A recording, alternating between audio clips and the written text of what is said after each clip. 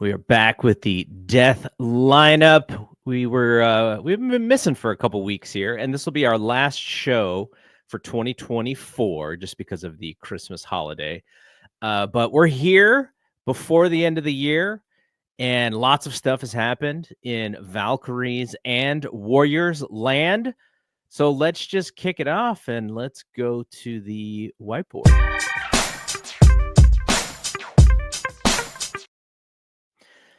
The Warriors have traded for Dennis Schröder. What are your thoughts? I think it's clear that a change needed to be made. And I think for the price they got him feels very cheap in comparison to him being, not in comparison, but just around kind of looking at it from afar, is that he's an expiring contract. And he's been playing really well to start the season. And I'm surprised there wasn't a better offer out there. I think I was actually listening to Plus Minus today about that breaking news podcast they did, the emergency pod. And I think Kawakami was kind of saying, like, well, like, you look at the Warriors competitors and they're so, like, you know, they have too many riches, like the Oklahoma City Thunder, like they didn't need him. The Houston Rockets, they didn't need him. And the Los Angeles Lakers doesn't seem like they could have gotten him without giving up someone like substantial. Like the Warriors just kind of had this contract sitting there that they weren't going to use this season because he was injured, and they used it. And I do agree, like, for some context, I was actually in Yosemite during a snowstorm with zero power when this thing happened. I didn't have power from 8 a.m. to 8 p.m. on Saturday. So I think the trade happened about 3 hours before I retained power. And one of my first thoughts was, I was happy, good thoughts. But I think just being the trade machine guy I knew that Melton contract was very important to orchestrating any type of bigger contract trade, just because I've been in the mix, and fanspo.com is like the main trade machine website. And I knew that contract, once available to trade, you know, a week or two ago, I think it was finally available to trade, was going to be an important one. And they used it right away. And now I think Dennis Schröder in return is going to be really good. You've taken yourself out of any probably big contract consideration. Now, I'm sure you can move around some numbers to make it happen, but that one was Wiggs just the now. easiest. It's just Wiggs. Like, you have to trade Wiggs in any big deal now without this Melton. And you may have had to trade Wiggs anyways. If you wanted an insane one, you know, like you're talking superstar level, yeah, Wiggs had to go regardless. But, you know, you talk about some of these players making smaller money, like, yeah, you didn't have to go. That trade for Schröder is, I don't know, man. The Joe Lacob conversation in the summer about Podziemski, I don't know if it's too much pressure on him or thrusting him into a bigger role this year was too much for him. I know he worked on a lot of things in the summer, but I don't see any improvement in his game necessarily. I see more a reluctance than the kind of the never scared Podziemski that we saw last year, just doing wild stuff on the court. And this is what happens with second-year players, and we've said this before, which is when you're a rookie, there's not a lot of tape on you. And so you go out there and you put together a resume, but also what you're doing is you're putting together tape for the opposition. And it's clear that there's deficiencies in his game that the other teams are looking to exploit. And we saw it in Dallas, right? Gets the ball swung to the corner. If he believes in his three-pointer, he immediately gets the shot up. Instead, he tries to do the goofy Chris Mullin stuff in the corner with the dribbling, and then Luka essentially blocks his shot or stops him from shooting, and the 24 shot clock expires. So it's like the cutesy stuff, which worked last year, they know it now. They can see it. Like they know what to expect when they have to go out and defend him. And that is the thing that they're going to have to figure out now. I compare him to Chris Mullin because I saw Chris Mullin's entire career. And when not until Chris Mullin really became a cardio machine, did his game improve. Like, he could always shoot, but he was always slow and he was exploited defensively. He changed his body. He changed his training. and he became a much better player. He was never the greatest defender. He was never going to blow by anybody, but he had the outside shot so that he could play off of that. And I think Pods needs to do something to make him stand out because of the skill sets that he has. Nothing is what you look for in quality NBA players, right? Like, he's got great footwork. If he was 6'10", that footwork is amazing, and it would get him buckets over buckets over buckets. When he's 6'3" or 6'4", not necessarily. His handle isn't sharp. His he doesn't have great speed. Defensively, he cheats, and when he takes charges, it looks great. But then when he gives up open threes because he's trying to find the charge, it's not so great. So this is not me saying Podziemski sucks in any way. I just don't know if he was ready to be your number 2 guard in the starting backcourt, and Schröder should be an improvement for that for sure.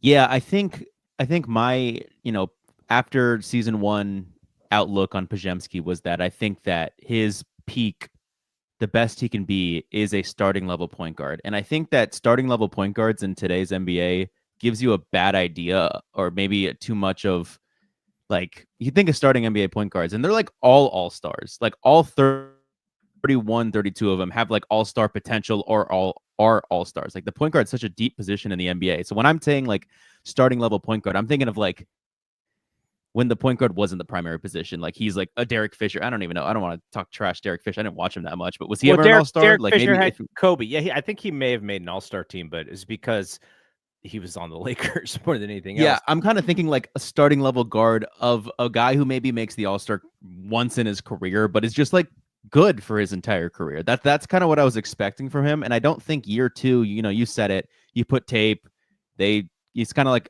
I punch you in my rookie season, and then year 2 you get to punch back, and then now it's my turn to punch again, and we'll see how Podziemski responds to that. But I just don't think, I thought this year he, at the very least, he could be the backup 1, and we'd feel really good about that. I don't think he's there yet. And I think that last season, he had Steph, and then he had Chris Paul, 2 of probably the greatest point guards of this era. Mm-hmm. And I know Chris Paul wasn't the Chris Paul, but he was still pretty good last year. And this year it's kind of had to be like a mix of him and, Melton, maybe while he was here for the first few games, but really it's just been like him, Steph, and Draymond. And so I think maybe with the addition of Schröder, we can go back to like, Steph and, the plus minus guys weren't sure if Schröder would start right away. I feel like he should. I feel like it should be Steph and Schröder to start. And I think Podziemski should be one of the first subs for Schröder. And then Schröder should then sub in for Steph when it's Steph's time to go out. So you can kind of have like a split thing with both of them.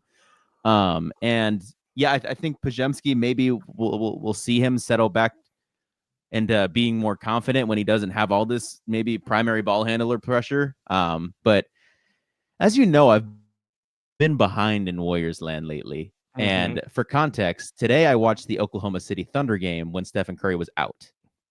I thought Podziemski was pretty damn good in that game. How long ago was that? That was November 27th. I've seen games here and there. I saw Phoenix. Like, I just like to watch them in order. It's like a book. I'm like skipping chapters. But I watched the Phoenix game, and that's ahead of this game. And I also watched the Houston one, the knockout round one, live. Mm-hmm. So I have seen some Warriors basketball, but I normally try to watch it like, in order. And I thought Podziemski was pretty dang good against Oklahoma City Thunder without Steph. Now the 3-point shot is like kind of hit or miss, but he's still doing good things. And I think that's what keeps him on the floor. He's like 20% or something. So it really is miss. Like, if he was hitting 33%, I don't think it would be as big of an issue, because when you're at 33%, you get hot, you make 4 out of 10, over the next week, and then you do it again. Like you can climb, but to get out to where he is now, to get out of that hole, and with the lack of confidence, I think it is a problem. It's like it's not a small thing. I think that is the trick to getting him back into things, is the confidence in that shot. Like, when you're taught how to shoot basketball, you're always taught follow through. Mm-hmm. And then certain shooters, I think like Carmelo Anthony, would shoot, and then he would absolutely not follow through. He would pull his hands back. Like Pods does that. Like Pods pulls both of his hands back after his shot, and I was like, I wonder if his shot would be better if he just would follow through. I don't understand Teaching why him he's doing that. fundamentals. Why he's doing that now. Yeah.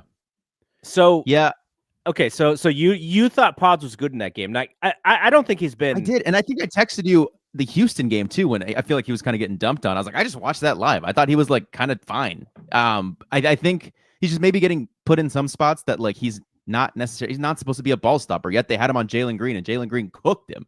Like he's not a ball stopper. And so I get that if you're watching it and you're just being like, he's failing at the positions they're putting him in, we're gonna trash him. I get it. I just think that yeah, maybe sometimes they're asking too much of him. I'm also not going to be here and standing on like this Pods wagon of like he's amazing. I don't think so. I think he's like you kind of mentioned, like he's kind of average at a lot of things, and maybe his best trait is like rebounding. But I just don't think that he's been as terrible. Now, I didn't watch the Mavericks game. I saw that clip replayed over and over again. It looked like he was trying to do that Clay sidestep thing. And it's like, why are you trying to do the Clay sidestep thing? You don't have that in your bag. And clearly you were slow at doing it. And that's what allowed chubby Luca to catch up to you and actually make that dip. Like that was insane. But I don't think he has been absolutely terrible. I think sometimes in Warriors land, we just decide to jump on a guy because, you know, there's someone sitting, and it's usually Moses Moody that's sitting behind him, not getting minutes. That we think Moses should be getting minutes. Therefore, we're going to trash the guy who's playing ahead of him. You know what I think Pajemski's real issue is? Kerr's faith in him. I think that's to Warriors fans, the fact that Kerr really believes in him is what really irritates Warriors fans because they didn't see that same level of faith in Kuminga or Moody or Moses. Yeah, exactly. That's what it is, man. I have a friend, exactly Eric. Yeah, that's exactly his belief in this stuff. That's why he absolutely hates Anthony Lamb. You know, and I know I hated Anthony Lamb too, but not to that extent of just I cannot watch this guy play a second of basketball. I feel like Anthony Lamb still in the league. No, he must be playing overseas or something because he didn't touch an NBA court after the Warriors. I kind of feel like Lindy Waters is getting a little bit of that treatment for my liking. I'm like, God, gosh, like you have negative finishing. Like you cannot, like I do not trust you when you have the ball in your hand and you're like looking like you might, do something other than take a three. Like I think it's bad. And if you're not making the three, I'm just like, what are you good for? And yeah. Well, the other thing, and I think the reason why Kerr goes to Lindy Waters a little bit is because there is a little bit of like a heat check kind of thing with him, and he does not have shaky confidence in his shot. Like he just continues shooting even when he's not making it, and he made a lot more in the beginning of the season. Buddy Hield, right? Like Buddy Hield is the best example of that, where he just is going to keep shooting, and some nights he's going to miss. He's going to go for 6, and other nights he's going to go like 6 for 10, and you just got to live with it. The last thing about Schröder, and we'll move on, which is I think he's going to be able to also help them get twos, which Pajemski should be better at. Like he's got like a mid range, and he's got, like we said, the footwork, but it's also not as consistent as you'd want it to be. He goes up sometimes looking not to finish and almost goes up to then pass it off. And we just need someone who can like finish. And Schröder is going to be kind of fearless in that way. And hopefully maybe even get to the foul line because that is another thing that the Warriors do not do with all the 3-pointers that they shoot. So I think it's like you tested something, you had an experiment in the first half of these first 25 games or whatever it's been. It worked. And in the second half, you lose Melton. I don't think it's all of the Melton loss, but guys became who they kind of are in some scenarios, and they didn't play as well. So they did need to make a change or risk being last year's team. And they may very well still be last year's team, by the way. I think they're like, what are they, 14 and 11 right now or something like that?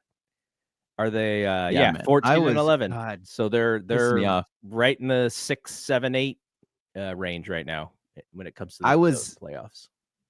I was so hesitant on this team in this hot start. And I told you, I said, they will not convince me until they get a number 2. And I stood by that for so long, even into this season when they had an amazing record. And at some point I was just like, they're figuring it out. Like at the very least, I don't think they drop below the 6th seed. Like I finally gave in. And then it was so clear after I said that they were terrible. It was kind of just last year. It was like they were in all of these games, but they couldn't close it. Like that's what it was. And I sometimes feel like if you look at like a lot of these halftime scores, I feel like they're behind. It feels like they really just kind of, it's like they play this style and it's like reliant on like teams, you know, maybe messing up here and there. They can go on a run and like, you know, their subs come in and then we're still retaining our style of play and it's able to beat the subs. And in Houston's case, we were better when their starters were on the floor and we're worse when Amen Thompson and Tari Eason were out there on the bench.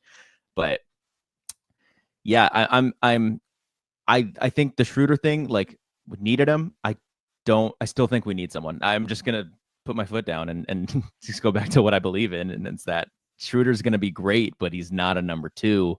He's not even a shooting guard. He's smaller than Steph. They have a tiny 6'1", right? Yeah. I've seen some really positive things from JK that makes me think that he is on the right trajectory to have like that leap. I don't think it's like the leaps we wanted to see per se, like a Tyrese Maxey leap or like a, you know, like a Ja Morant leap. It's kind of just like a more of a muted like star leap. But I still think that I've seen some good things from him. It feels like he really doesn't do that like midi turnaround thing anymore as much as he used to last year. That thing last year felt a little automatic.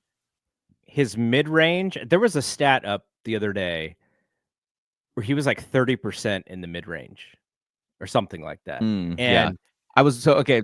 Yeah, the fadeaway is the one that looks like it's working, but it's just when he takes a normal jump shot that is not a 3 or a dunk, that's what he misses. But for whatever reason, the fadeaway is the one that looks pretty good. So it's always been the fadeaway last year too. But I was, again, watching that Thunder game, he shot 2 threes right away that I'm like, dude, you weren't even really open. And Bob Myers starts to go like, that's not really where the Warriors want him to shoot it. And then Kuminga goes to hit like 3 in a row, like on his own shooting, not in the game 3 in a row, but just he hits his next 3 shots and they're all from 3. So, and again, I saw that Houston game. I think he made 1 or 2, but I think there's something. And I think the move for Draymond to the bench makes sense just because they play the same position. And this is probably a podcast we should have had when that last week or two to talk about that. But and Draymond has had to start at the 5 because if he doesn't, like you said, he comes off the bench. But if they feel like this is not a Looney game, then it just puts Draymond back at the 5 to start the game instead of just closing the game with him. So, yeah, they have some interesting pieces that sometimes fit really well against certain teams and then sometimes just do not fit at all against other teams. So, I don't know. This is a little bit of a puzzle for Dunleavy to put together. And, you know, the same names are going to be out there, right? Zach LaVine, Jimmy Butler, the normal names that we were hearing all off season. And I don't know, does 3 months later, do those guys look any better than they did when we first said, I'm not sure about those guys? Probably not. So I think figure that out. There's a chance though that the number 2 you go and get doesn't have to be this like high stakes like NBA All-Star. And I say that to say, what are your thoughts on Vucevic? I think Vucevic is who would I compare him to? Now, if he can hit I don't know what his 3-point percentage is this year. But if he's hitting the 3 consistently, that's better than if he's not. He's like empty calories to me, though. You know, and this is not entirely his fault because he played on a young Magic team and then he got traded to a Bulls team that has generally not been good. But he's like a 20 and 10 guy in a day where he does his damage is kind of harmless. Now, I know that's the newest name on the board for the Warriors. I remember when the Magic traded for him, and they got Wendell Carter back. I was like, oh, I actually like Wendell Carter like way better as a player just because he could do more things. And then Wendell Carter is often injured, so he didn't really make the leap that I thought he would make. But Vucevic is consistently, I don't know what his averages are, but he just feels like a 20 and 10 guy like every game. But again, does he get played off the court in the fourth quarter? Like that is my biggest issue with these centers who can't really get out to the perimeter. Not everybody can, that, and that's why centers are kind of played off the court in the fourth quarter. Like same with Valanciunas, right? Like that guy just going to get played out off the court when the game's on the line. So I don't know what do you like? What are his numbers any different this year than they've been? Okay, it's been, thanks to my cruddy Wi-Fi, it's been the toughest thing just to navigate to Basketball Reference. So I'm on ESPN right now, and I do see some nice things. Mm-hmm. 3-point percentage is at 47.5, and it looks like he's actually taking some attempts. And that works. Like 2 to 4. Does that even? I've never seen a 3-point attempt stat look like this. It's like a range of numbers. That totally works. But last year he was at 29%. So how is that sustainable? Probably not. His best year prior to this year 40 was and that was, I think that was that the pandemic season or the season after the pandemic? I think no, or that might have been the pandemic season. I don't remember. I think that is the season after. Okay, that's for the Warriors. So yeah, he had 40 in 44 games with the Magic. Then he got traded to the Bulls and he kept it high at 38.8. But then went to 31. 35, 29, and now he's up to 47. So, yeah, I mean, if he could shoot like that, he's very clearly going to help a team like the Warriors, because then you could play him next game on. I don't know what it would take to get him. I don't think it would take that much, but I'm assuming maybe that Melton contract would have helped a lot to make something like that happen without giving up anything substantial. The cool thing about Fanspo is that it gives you like the trending players being traded right now, and you could just see like what fan base is like so scared right now, because the top two are Denver Nuggets. It's Michael Porter Jr. and Zeke Naji that are being like put in mock trades the most, which means Denver Nuggets fans are just trying to see if they can add someone to their team. Then it's Zach LaVine, Cam Johnson, D'Angelo Russell, Jimmy, Dorian Finney-Smith, Gabe Vincent, Zion Williamson, Jonas Valanciunas, and then Darius Saric, Jalen Hood-Schifino. So yeah, so the Lakers. The good thing about him is his contract for this year is only 20, and his contract for next year is only 21. So it's not like you could probably 35 million like Looney or and like million. Kyle Anderson. Yeah, it could be something like that. And that's if they're looking to get rid of a guy for some expire. Kyle Anderson on a 1-year deal, and so is Looney. I believe so. Is that right? Yeah. So that would be. I mean, that would be an interesting trade. I mean, the Warriors would be trading pieces that aren't currently working for a piece that could work, and then they have all of their draft picks and such too, so they they could finagle things like that. But like what you said was, the Melton contract. And I think they got one draft pick extra from the Warriors, and then I think the Warriors sent 2 seconds, and then the Nets sent 1 second. So and Reese Balkman, the 2-way. Oh, Reese Beckman or Beekman or whatever. His name is. He also went in the deal. So, all right. So the rest of this week and next week for the Warriors, as far as the NBA schedule is concerned. So Warriors play Memphis on Thursday. And good luck. Well, the thing about this division is everybody is at 500 or only one game under 500, which is the Kings. They're 13-14, except for the tankers, which are the Blazers, the Jazz, and the Pelicans. Well, Pelicans aren't trying to tank. They just can't keep anybody healthy. But everyone else, so that's the top 12, they're all in the mix for the top 6, right? So Yeah. The Grizzlies are 18-9 right now. The Grizzlies are actually second behind the Thunder. And so that's just what the season is going to be. Is the season is going to be being around 5, 6, 7, 8. The whole is just going to be like last year. That's what this season is going to be. So I don't think that they're going to be able to distance themselves in any way unless they do make a big move. But I'm actually thankful that they got off to that little bit of a hot streak, because if they didn't, they would probably be below the Kings right now. Yeah, they would.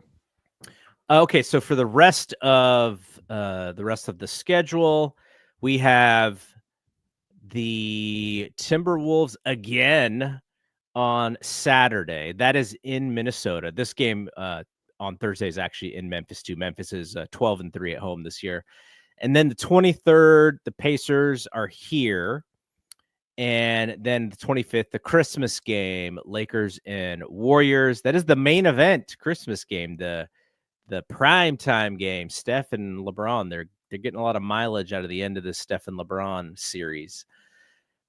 Two teams that if you're looking at the schedule, Warriors are 14-11. They're currently tied for 6th. The Lakers 14-12, currently in 10th. So it's not like these teams are in any kind of mix for top spots in the West. So it's just trying to get the last vestige of LeBron and Steph. And then Clippers, Suns, Cavs to end the year. Cavs coming to Chase Center on the 30th. So there's some good games. The Suns and the Warriors. The Suns kind of play the Warriors better than most teams. The Cavs, the Cavs wiped the floor at the Warriors before. The Warriors always struggle with the Clippers. The Lakers can give them problems if AD is on his game. So it's going to be a tough series to end the year. We might be lucky if we're still around 500 by the time 2025 turns. So does this Christmas thing even mean anything anymore to you? Like, the NFL is taking up the schedule. They have games on Christmas this year. Like, what does Christmas NBA mean? Feels less important. I feel like there's been just a lot of talk around the league that feels like the NBA is a less marketable product right now, or just like the hype isn't there as it feels like it has been in years past. Like, there's just something up with it. I think ever since they took away the Christmas jerseys, I've kind of haven't loved it as much. Christmas jerseys were fun. They were fun, and and then the shoes, and everyone's different Christmas shoe and everything. Yeah, the NFL doesn't have Christmas, in my opinion. Like, I still think it's the NBA's holiday, but that's just because I don't really watch the NFL that much. So those bad guys. Yeah, they have the Netflix games, which are gonna be pretty interesting. So, all right, so let's talk about the Valkyries. Valks Valley. Home run. I want to say we got my top 2 players that I talked about. Got Killa Kate Martin and Temi Fagbenley. Those were the 2 that I kind of circled, and you were telling me that they weren't going to be able to get Fagbenley.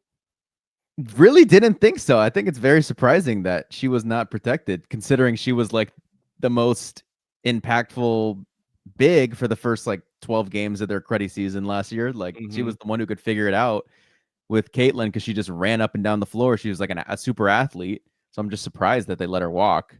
Not let her walk, they just didn't protect her. Like, I want to see who that 6th protection was for them, because the first 5 made sense with the starting 5, but who was the 6th protection? That's why I wish they came out with this stuff. Yeah. But yeah, do you have the list, or do you want me to read it? Yeah, you can go through the ones that kind of stood out to you, because those were the ones that stood out to me. Only 11 of them, or 12. There's only 11 of them. So Monique Billings was the one that they used their only unrestricted free agent selection with, and it's not even confirmed if they're going to core her yet. So it's kind of like that thing I was saying to a different extent on the Richard Cohen pod, where it's like, can you do it and just not do it? Yeah. And he was saying that with players like who have been cored twice, like, no, you just, it's just like there's not a rule stating that you can't, but you don't and you can't. But it kind of seems like with this selection, they still might not give her the core designation, even though they picked her as the only core pick. So, or as the only unrestricted free agent pick. So we'll see with that. I did like Monique Billings for, half of the season with Phoenix last year. And then Veronica Burton is the one I had circled from Connecticut that Richard picked. I thought that it was very possible that we get her because I watched that playoff series and I thought she was impactful. And then we start to get the players that I really just don't know really anything about. Maria Conde, I feel like it was mentioned that she's like not been in the W yet or something like that. Like I feel like there's a few of these they players. drafted a few international players that may just never come play for the team. They were like, I will say that taking they do shots. have like, is it their like senior VP Vanya or something that she is from London or something, yeah, right? of course, in London, she was like the GM for like the London Lions that Yeah. Temi Fagbenle was on. Like it Uh-huh. sounds like this seems, and I'll keep reading the roster, but what you'll notice is a very heavy international player selection here. And it's, I think maybe the idea is they can convince some of these players, given that they have some, I guess, Vanya really just in the front office here. It seems like Ohema's a traveler too. I don't know if she's kind of been overseas for basketball. I don't really know her resume that much outside of the New York Liberty. Maybe But you can ask her if we get a chance to talk to her on Friday. True, we should talk about that. Okay, next, Temi Fagbenle with the Fever. She's a good player. It's just I feel like I was a little confused with the direction. I feel like I kind of see the direction. I'm a little worried about the direction. How about that? Well, Carla what Leite. what we had talked about was, do they just draft younger players because then they have their contract for a few years, and when you're drafting these older players, everyone's contract's going to expire after next year, so everyone becomes a free agent, and maybe that's what Lakeup wants, is just like, we're going to go get like 2 or 3 of the best players, and we don't want our spots locked up. Like maybe that's the strategy, but at the same time, it did seem like maybe the strategy from the other teams was to do exactly what we were telling the Valkyries to do, which is try and get some of these younger players. Maybe they locked up their players with the rookie contracts. Yeah, no, that's very possible. I'm very surprised. And now things could still happen. I'm very surprised there were 0 trades in the expansion draft. I was a little like, that's the part I was kind of excited for, was the GM chess match of who's going to protect who, but also the trades that could potentially happen. And I thought, Ohema would be I thought we'd see at least 2 to 3 trades, just given that we got a player like Kayla Thornton that we could potentially flip to another team.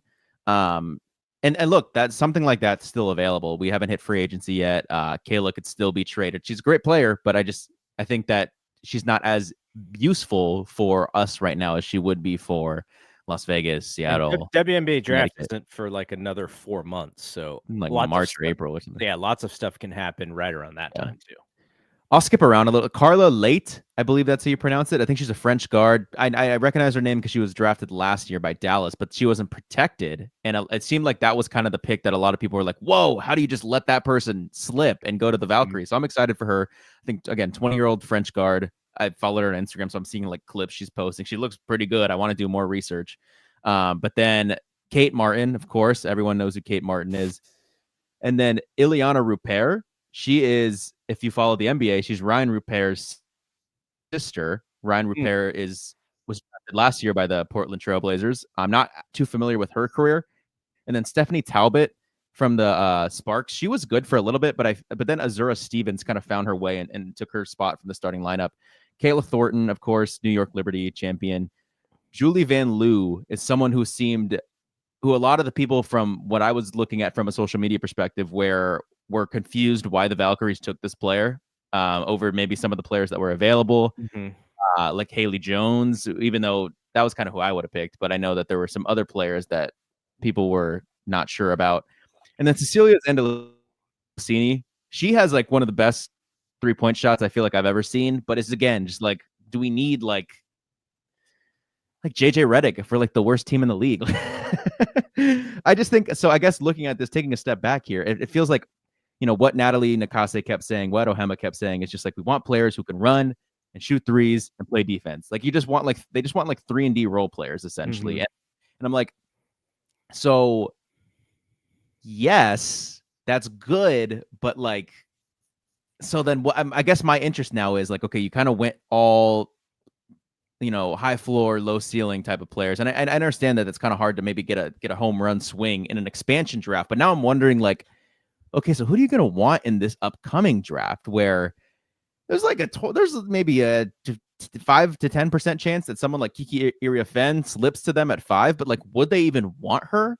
She doesn't shoot threes. She has potential to be a good defender, but I feel like she's not there yet. And it's like, would you pass up on her for someone like a Sonia Citron who's on Notre Dame, and she's kind of like been there 3-and-D. She's awesome. I would love for her to be on this team, but kind of 3-and-D, not as high of a ceiling. Like, I'm wondering what they're going to do with the draft, given their statements here. Like, are you going to try to, this is a question I actually want to ask Ohema if we have the opportunity to on Friday, is I think you can agree that you did not find a best player on a championship team in this expansion draft, nor was it expected that you would. However, I'm interested. Would you be looking to find that player in the draft or in free agency? Would you look to, take that swing in the draft, or do you think that you will follow your model of a 3-and-D kind of hustle player formula and take that into the draft with you and then find that number one in free agency? Or do you think you might be looking to take a swing in the draft? Like, that's something, and I of course know that it's going to be some very political answer. You're not really going to get anything out of that question. Well, you heard how she answered the Athletic women's basketball podcast folks. She was like, she didn't give it nothing. Yeah, she wasn't giving it. But by the way, I think Natalie Nakase is going to be an absolute star in the Bay Area. I think so too. She's very energetic, and she's fun to listen to. Very energetic. She's got great answers. Mm-hmm. I know she's like, when she's like, oh yeah, like Baron Davis and we went to school together. It's like, yeah, so you got Baron Davis in your phone. Like, that's really cool. Like, like just that kind of stuff where she seems like people like her, and she just seems like a basketball head, which I think is going to go over really well with the Bay Area. So I'm excited just for her. Like, more like, maybe they put Kate Martin on the poster or whatever for now until whomever they draft in the college draft.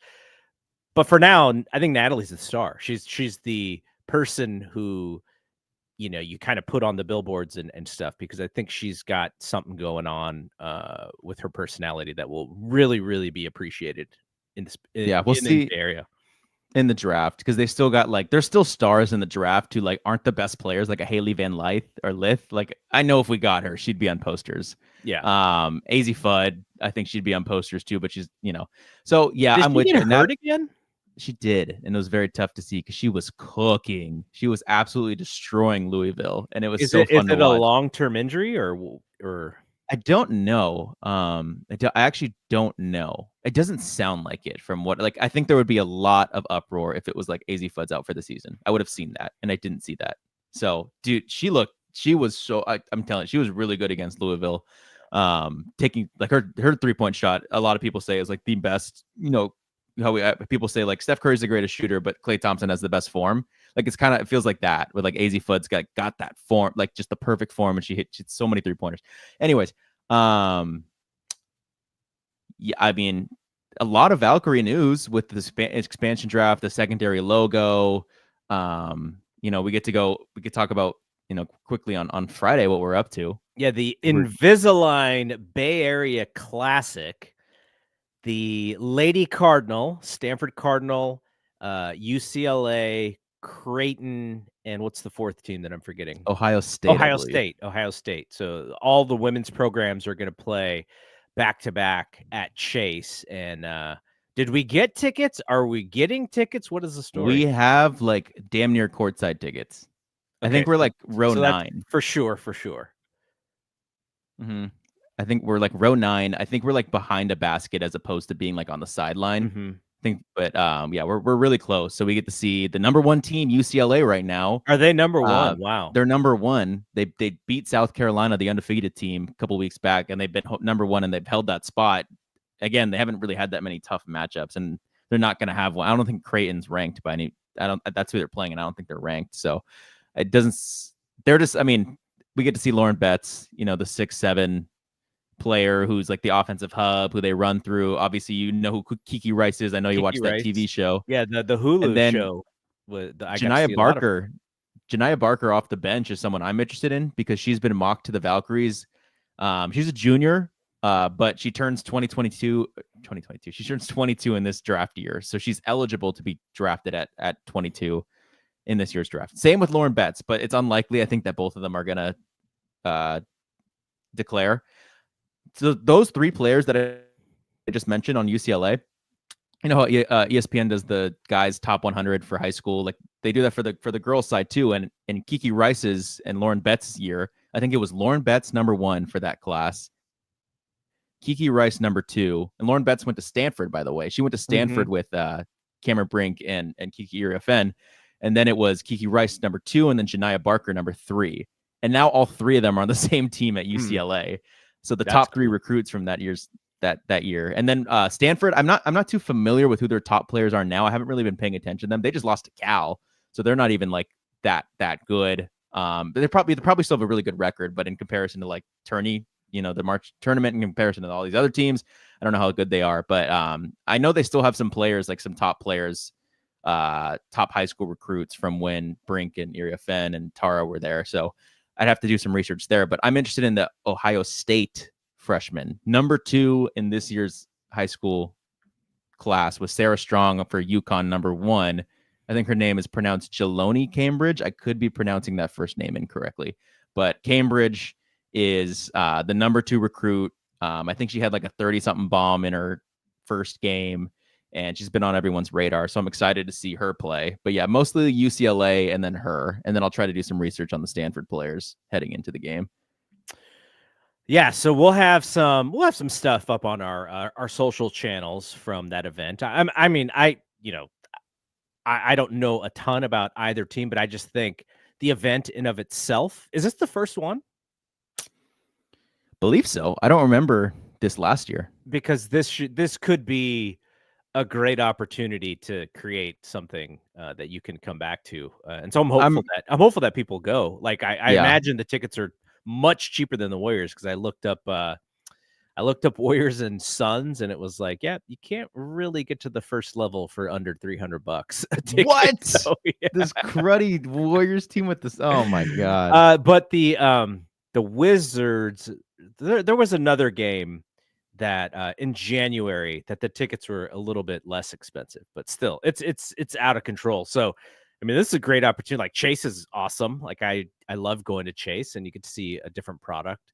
So it'll be fun.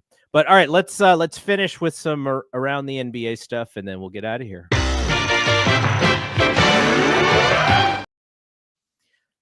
Giannis is back. The Bucks won the NBA Cup. Darvin Ham, I think, is the difference here in the NBA Cup. Back-to-back champion Darvin Ham.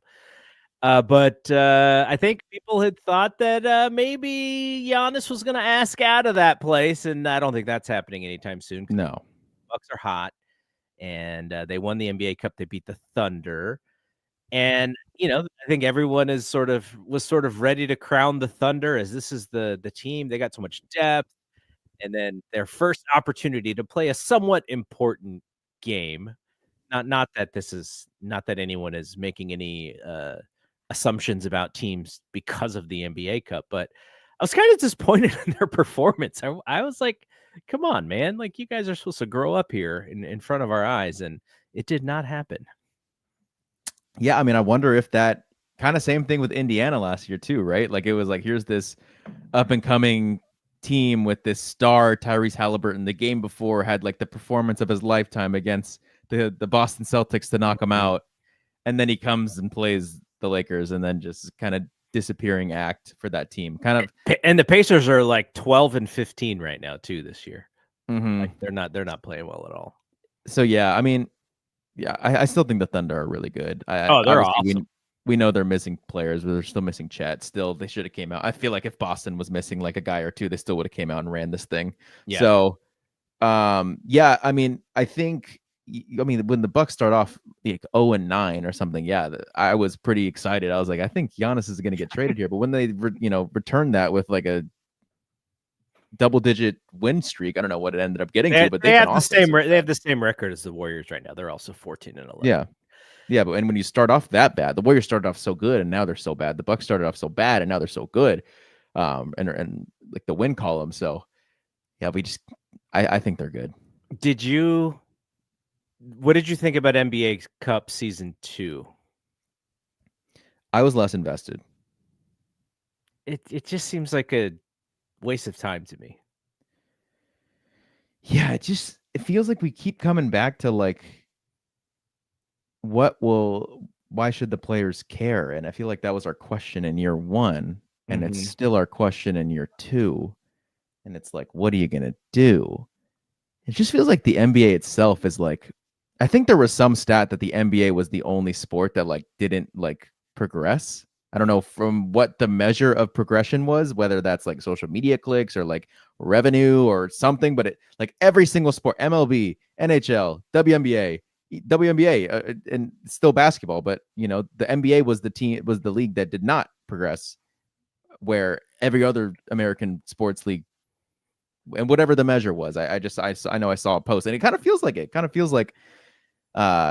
know, the NBA isn't as popular right now. I wonder if you could do the NBA Cup in the early rounds, because the early rounds are all part of the schedule. Like even the knockout stuff is part of the schedule, part of your win-loss record. It's just when you go into those finals games and such where it's just an extra game for the sake of being an extra game. I wonder if there's a way to do the NBA Cup. And I went back to this because I was talking about how opening night you could do the All-Star game, and because it's like the first time these guys are stepping on the court. Yeah. What if the NBA Cup started right when the season started and you get through all of these games in like the first 2 weeks of the season, and then you don't have to do the Las Vegas thing, or you can do the Las Vegas thing, but you put it within the schedule. Like you don't have all of the games set up so that it doesn't have to be an extra game. Like why isn't the Bucks versus the Thunder, why isn't that just their, you know, one of their 2 games during the season? And because if you make every game a part of your regular schedule and a part of your win-loss record, then you do want to win those games, because if you're the Warriors, you're like, oh man, we lost to the Rockets, and it's frustrating, not because we didn't get to go to the semifinals of the NBA Cup. It's frustrating because that counts in our win-loss record, and that counts for the playoffs. So I would like to see them make all of these games count for the regular season and not have these semi-exhibition games once you get to Vegas. And that's what I would do, because I think like it should hurt in some way to lose that final game. Like to the Thunder, they're like, oh, we lost, no biggie, doesn't count, we're good. They don't even like count the stats in any way. Who cares? So Yep. I would try Like to figure out how to do something like that. And then I would give the winning and the losing team something. Whether the losing team locks into a play-in by losing that game, and maybe the winner at least locks in the 6th seed or something. Like I would do something so that teams play for it, because otherwise, you know, it's part of your regular win and loss record, but these games are no more important than a normal regular season game otherwise. And I think that would be a way to make the cup more important, especially to win it, because the money, it doesn't matter. Like Damian Lillard's like, oh yeah, like if I get that money, I'm going to give it to staff, like the people who help in the day-to-day like, and that's awesome for him to do that. But like, what is James Harden going to do? Throw a party? I don't know. Maybe he will find a young player to give money to, but these guys are. But no, I think what you're trying to say is like the money doesn't mean as much to these big stars. Therefore, it's like not as much of a, you know, make them play hard type of incentive. Yeah. I mean, and look, there are going to be holes in every idea that you have, because it's like, oh, the Chicago Bulls have made this great run in the NBA Cup, and they lose the finals, and thus they actually qualify for the, you know, for the play-in game. Like the players themselves who are on the team at that point, you know, maybe that works for them, but at some point, some of those guys may be traded, and they're like, oh, what did I care? I got traded. Like, so there's going to be holes in everything. But anyways, I just thought the whole thing was, it's just all sort of meaningless to me in the big scheme.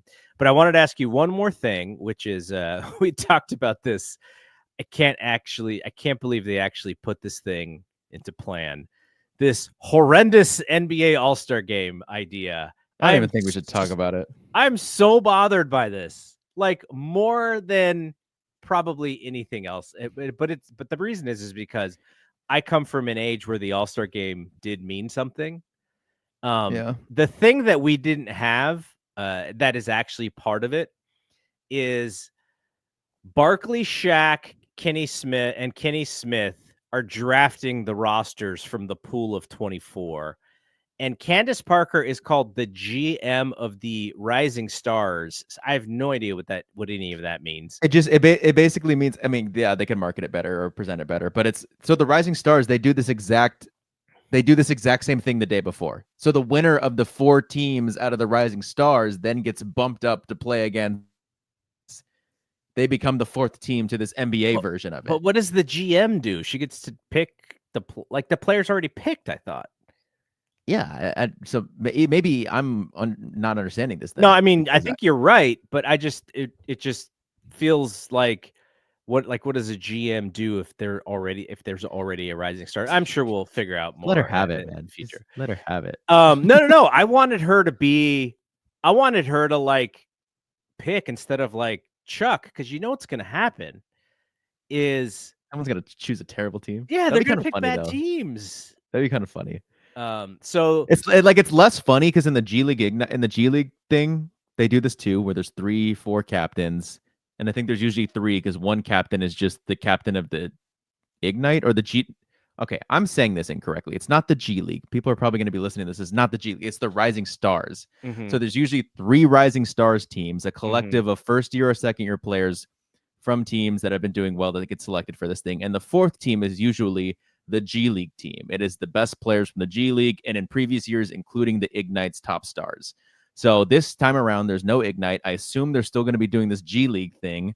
So then usually the captains are guys like kind of like legends that don't have the platform that Shaq, Chuck, and Kenny do. Who is it? I think there's been, I'm trying to think of who it was. Like a Detlef Schrempf.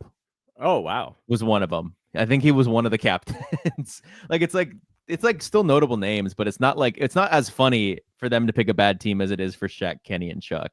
Just because I feel like Shaq, Kenny, and Chuck are almost integrated into like watching basketball experience. Like we all like know that. I mean, we saw the team captains, right? And what happens in the team captains is stuff like Jokic gets the second to last pick. Like stupid stuff like that happens. So I don't know. I just whatever. I mean, that happened with the LeBron thing. Is that what you're saying? Yeah. Jokic jumped in front of I forget who the last guy was. It was like a white guy. It was Lowry. Yeah. So the other thing that I think is really dumb is these games are to 40 points. With the 3-pointer, you can get to 40 points in 8 minutes. Like if they're already not going to be playing any defense in this game, these are going to be like 1-quarter games.